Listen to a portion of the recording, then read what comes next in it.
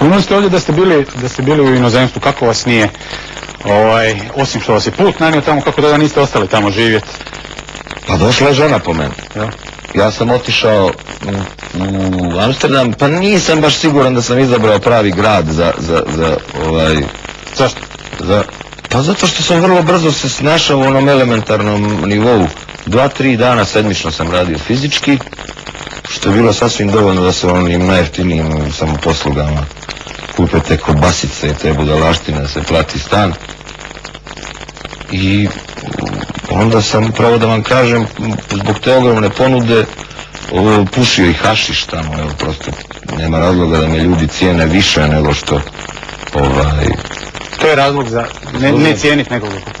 Pa eto, ja sam pušio tamo hašiš svakodnevno, a ženi sam javljao telefonom da eto, snašao sam se, da može da dođe i da je očekujem i tako dalje.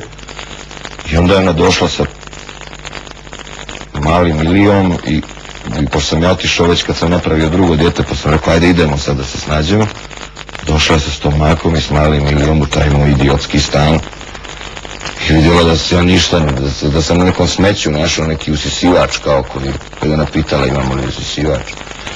To jest kad se ona pojavila, onda se pojavila realnost. Sam shvatio da se uopšte nisam snašao u tom Amsterdamu. Treba da bježim odatle glavom bez obzira. A osim toga nisam računao na još jednu stvar.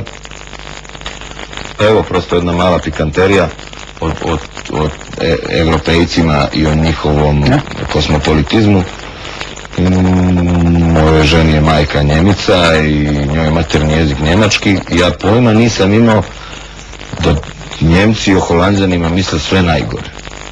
Zaista je to na generalno mišljenje da ih užasno podcjenjuju, da misle da su prljavi i glupi i tako dalje. I kada je moja žena došla tamo, rekla ja ovi odvratni Holanđani, ja ovdje ne mogu da budem, vidi kakvi su.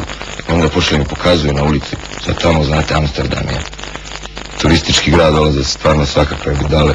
Pa i povraćaju na ulici ovako, to su sad skoro okrečili i sredili taj Amsterdam. Onda je bio ovako dosta pankerski raspadnut.